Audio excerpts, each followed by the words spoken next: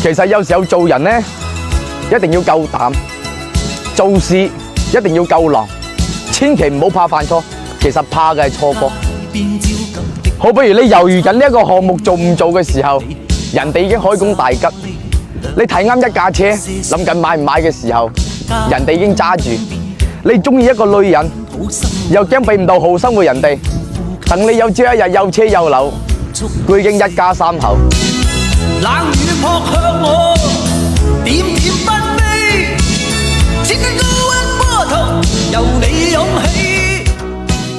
個個說我太狂，笑我不羈，敢於交出真情，那算可鄙？